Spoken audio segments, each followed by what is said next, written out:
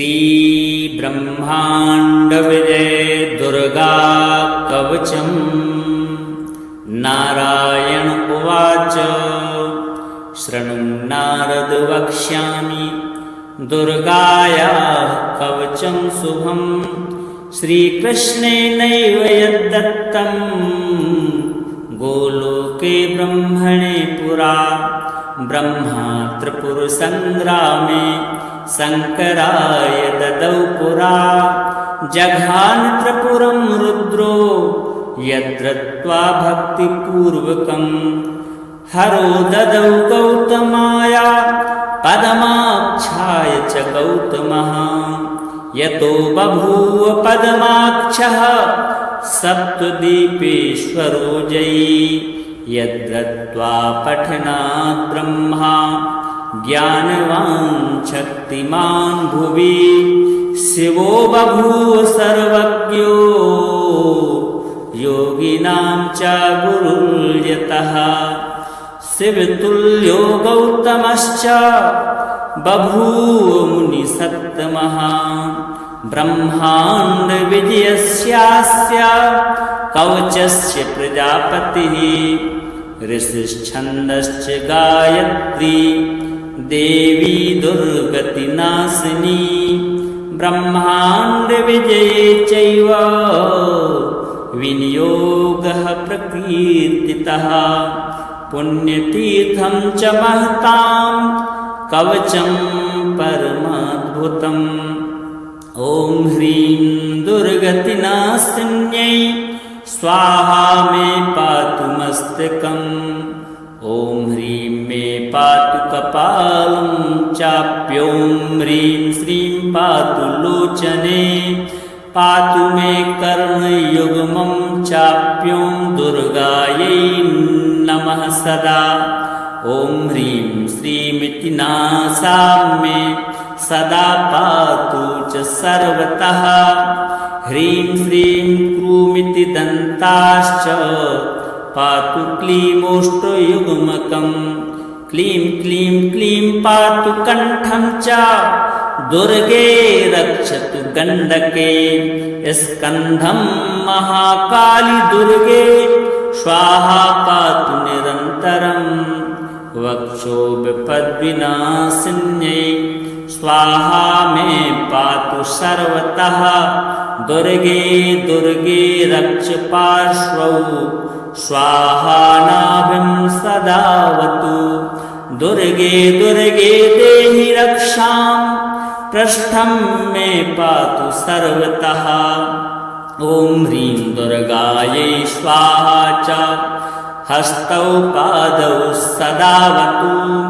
ॐ ह्रीं दुर्गायै स्वाहा च सर्वाङ्गं मे सदावतु।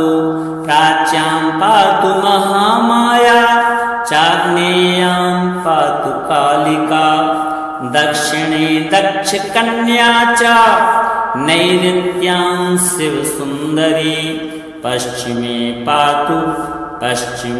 पार्वती पातु। वाराही वारुणे सदा। कुबेरमाता कौवेर्यां ईशान्यामीश्वरी सदा। ऊर्ध्वं नारायणी पातु त्वम्बिकाधः सदावतु। ज्ञानं ज्ञानप्रदा पातु स्वप्ने निद्रा सदावतु। इति ते कथितं वत्स सर्वमन्त्रौघविग्रहं। ब्रह्माण्डविजयं नाम कवचं परमाद्भुतम्। सुस्नातः सर्वतीर्थेषु सर्वयज्ञेषु यत्फलम्। सर्वव्रतोपवासे च तत्फलं लभते नरः। गुरुमव्यर्च्य विधिवत् वस्त्रालङ्कारचन्दनैः। कण्ठे वा दक्षिणे बाहौ कवचं धारयेत्तु यः। सा च त्रैलोक्यविजयी सर्वशत्रुप्रमर्दकः।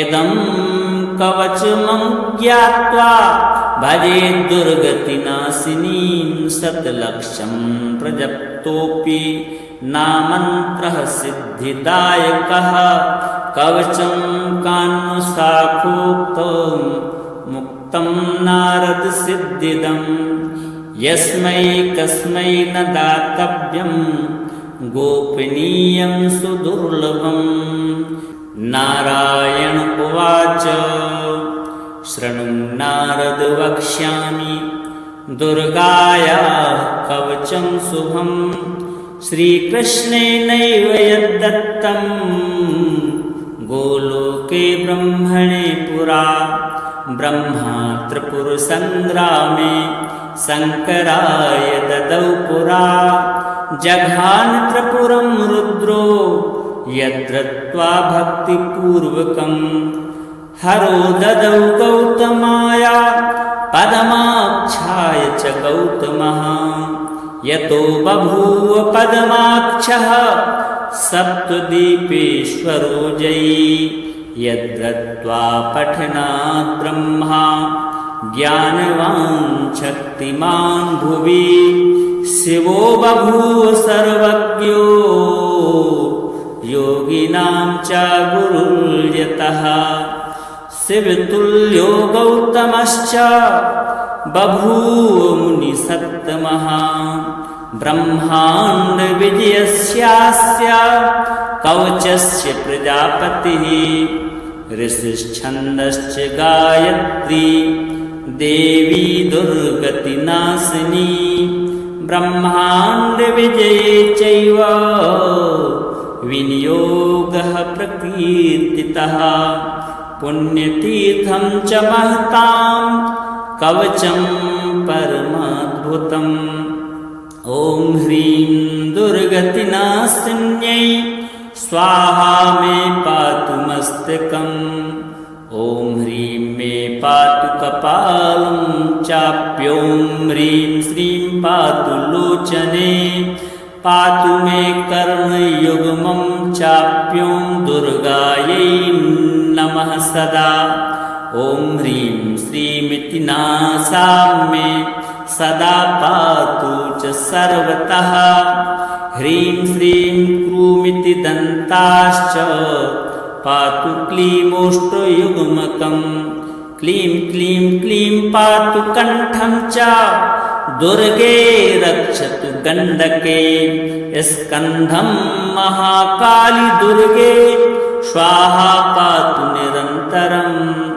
वक्षो विपद्विनाशिन्यै स्वाहा मे पातु सर्वतः दुर्गे दुर्गे रक्ष पार्श्वौ स्वाहा नाभिं सदावतु दुर्गे दुर्गे देहि रक्षां पृष्ठं मे पातु सर्वतः ॐ ह्रीं दुर्गायै स्वाहा च हस्तौ पादौ सदावतु ॐ ह्रीं दुर्गायै स्वाहा च सर्वाङ्गं मे सदावतु प्राच्यां पातु महामाया चाग्नेयां पातु कालिका दक्षिणे दक्षकन्या च नैऋत्यां शिवसुन्दरी पश्चिमे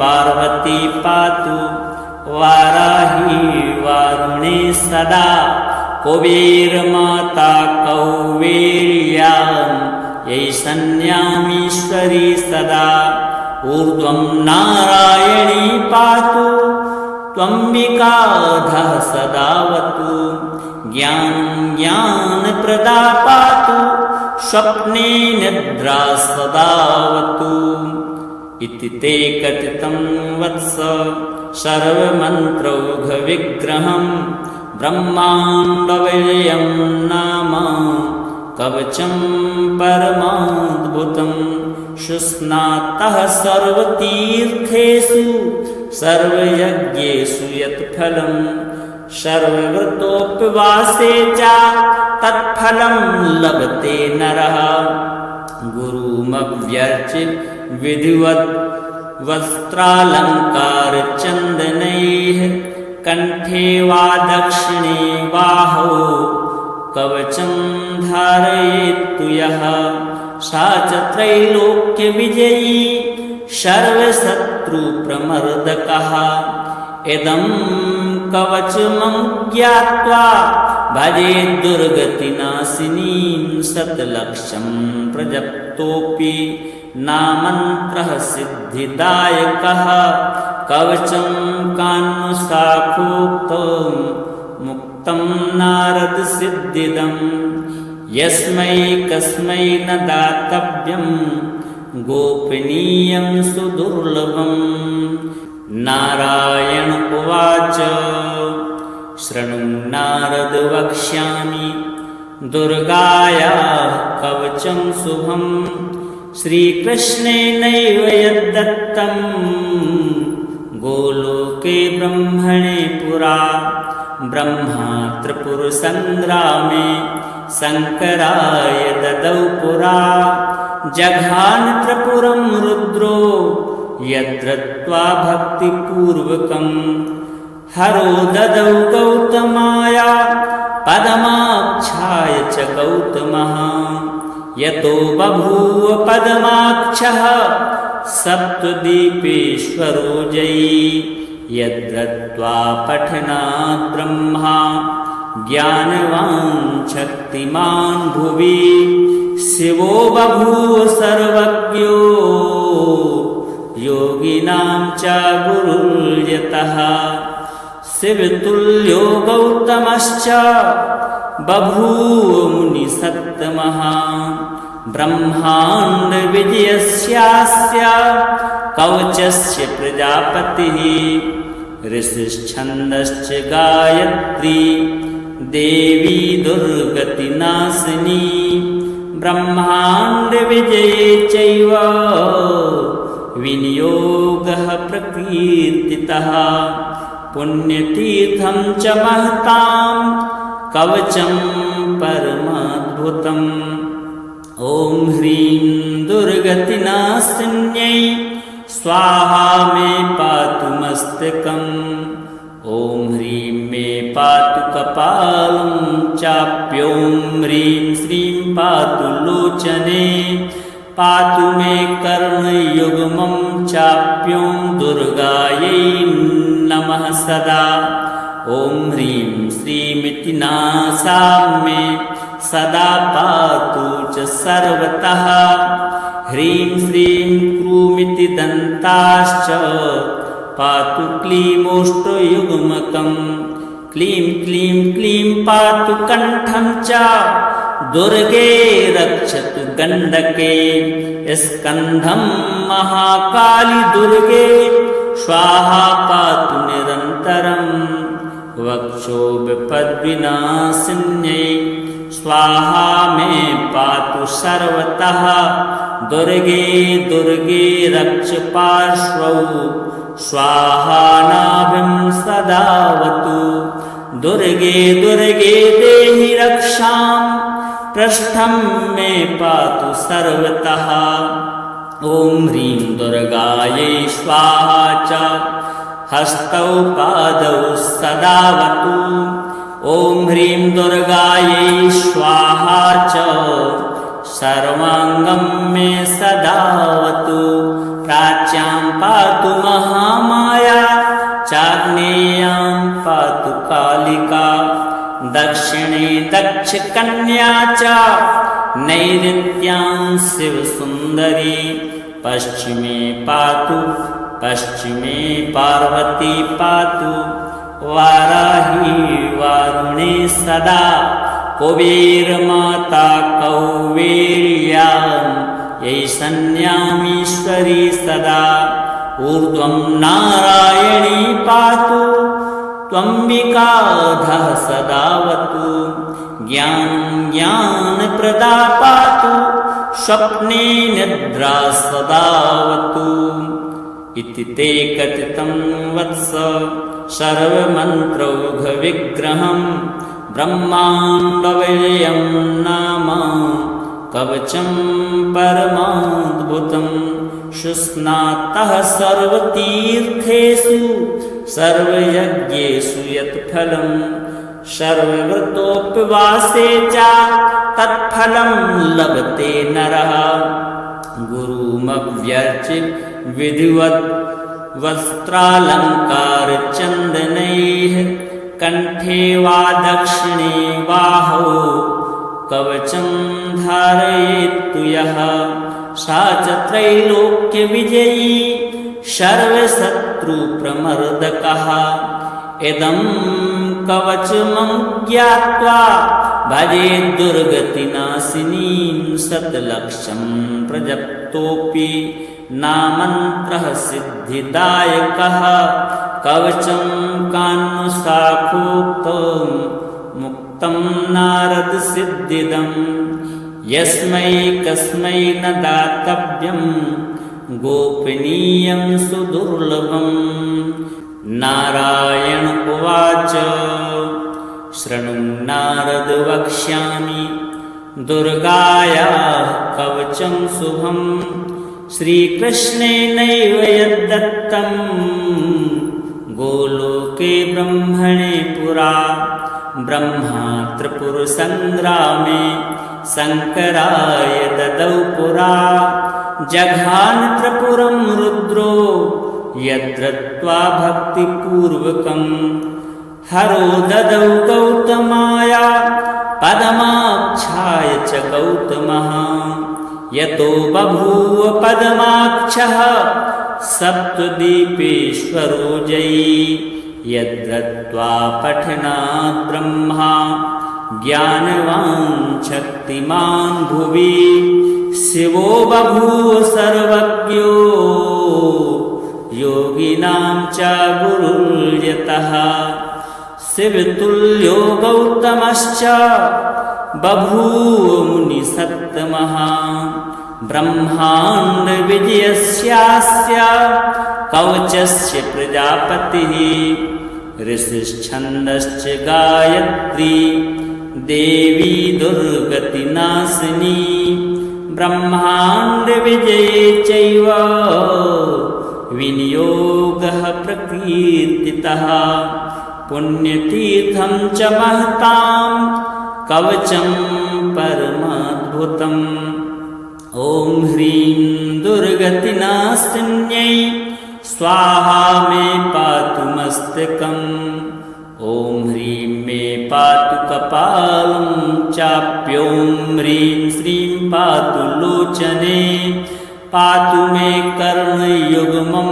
चाप्यों दुर्गायै नमः सदा ॐ ह्रीं श्रीमिति नासा मे सदा पातु च सर्वतः ह्रीं श्रीं क्रूमिति दन्ताश्च पातु क्लीमोष्टयुग्मकं क्लीं क्लीं क्लीं पातु कण्ठं च दुर्गे रक्षतु गण्डके स्कन्धं महाकाली दुर्गे स्वाहा पातु निरन्तरम् वक्षो विपद्विनाशिन्यै स्वाहा मे पातु सर्वतः दुर्गे दुर्गे रक्ष पार्श्वौ स्वाहा नाभिं सदावतु दुर्गे दुर्गे देहि रक्षां पृष्ठं मे पातु सर्वतः ॐ ह्रीं दुर्गायै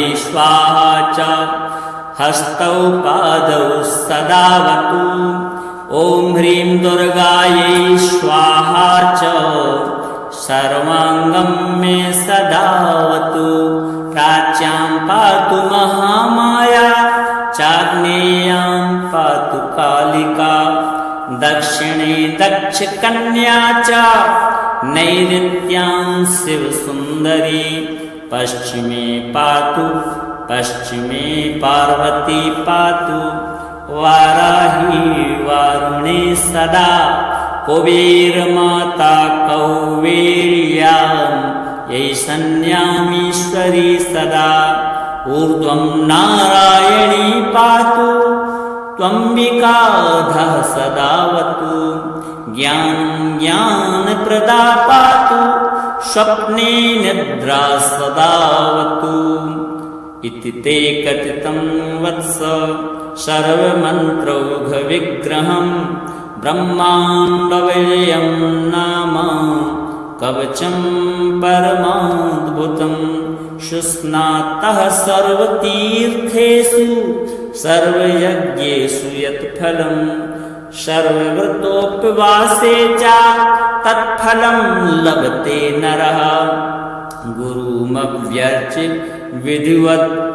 वस्त्रालङ्कारचन्दनैः कण्ठे वा दक्षिणे बाहौ कवचं धारयेत्तु यः सा च त्रैलोक्यविजयी सर्वशत्रुप्रमर्दकः इदं कवचमं ज्ञात्वा भजे दुर्गतिनाशिनीं शतलक्षं प्रजप्तोऽपि नामन्त्रः सिद्धिदायकः कवचं कान्नुशाखोक्तं मुक्तं नारदसिद्धिदं यस्मै कस्मै न दातव्यं गोपनीयं सुदुर्लभं नारायण उवाच शृणु नारद वक्ष्यामि दुर्गायाः कवचं शुभं श्रीकृष्णेनैव यद्दत्तं गोलोके ब्रह्मणे पुरा ब्रह्मा त्रिपुरसङ्ग्रामे शङ्कराय ददौ पुरा जघान त्रिपुरं रुद्रो यद्रत्वा भक्तिपूर्वकं हरो ददौ गौतमाय पदमाक्षाय च गौतमः यतो बभूव पदमाक्षः सप्तद्वीपेश्वरो जयी यद्रत्वा पठनात् ब्रह्मा ज्ञानवान् शक्तिमान् भुवि शिवो बभूव सर्वज्ञो योगिनां च गुरुर्यतः शिवतुल्यो गौतमश्च बभूव मुनिसत्तमः ब्रह्माण्डविजयस्यास्य कवचस्य प्रजापतिः ऋषिश्छन्दश्च गायत्री देवी दुर्गतिनाशिनी ब्रह्माण्डविजये चैव विनियोगः प्रकीर्तितः पुण्यतीर्थं च महतां कवचं परमाद्भुतम् ॐ ह्रीं दुर्गतिनाशिन्यै स्वाहा मे पातु मस्तकम् ॐ ह्रीं मे पातु कपालं चाप्यों ह्रीं श्रीं पातु लोचने पातु मे कर्णयुग्मं चाप्यों दुर्गायै नमः सदा ॐ ह्रीं श्रीमिति नासा मे सदा पातु च सर्वतः ह्रीं श्रीं क्रूमिति दन्ताश्च पातु क्लीमोष्टयुग्मकं क्लीं क्लीं क्लीं पातु कण्ठं च दुर्गे रक्षतु गण्डके स्कन्धं महाकाली दुर्गे स्वाहा पातु निरन्तरम् वक्षोभिपद्विनाशिन्यै स्वाहा मे पातु सर्वतः दुर्गे दुर्गे रक्ष पार्श्वौ स्वाहा नाभिं सदावतु दुर्गे दुर्गे देहि रक्षां पृष्ठं मे पातु सर्वतः ॐ ह्रीं दुर्गायै स्वाहा च हस्तौ पादौ सदावतु ॐ ह्रीं दुर्गायै स्वाहा च सर्वाङ्गं मे सदावतु प्राच्यां पातु महामाया चाग्नेयां पातु कालिका दक्षिणे दक्षकन्या च नैऋत्यां शिवसुन्दरी पश्चिमे पार्वती पातु वाराही वारुणे सदा कुबेरमाता कौवेर्यां यैषण्यामीश्वरी सदा ऊर्ध्वं नारायणी पातु त्वम्बिकाधः सदावतु ज्ञानप्रदा पातु स्वप्ने निद्रा सदावतु इति ते कथितं वत्स सर्वमन्त्रौघविग्रहं ब्रह्माण्डविजयं नाम कवचं परमाद्भुतं शुस्नातः सर्वतीर्थेषु सर्वयज्ञेषु यत्फलं सर्वव्रतोपवासे च तत्फलं लभते नरः गुरुमव्यर्च्य विधिवत् वस्त्रालङ्कारचन्दनैः कण्ठे वा दक्षिणे बाहौ कवचं धारयेत्तु यः सा च त्रैलोक्यविजयी सर्वशत्रुप्रमर्दकः इदं कवचमं ज्ञात्वा भजे दुर्गतिनाशिनीं शतलक्षं प्रजप्तोऽपि नामन्त्रः सिद्धिदायकः कवचं कान्नुशाखोक्तं मुक्तं नारदसिद्धिदं यस्मै कस्मै न दातव्यं गोपनीयं सुदुर्लभम्।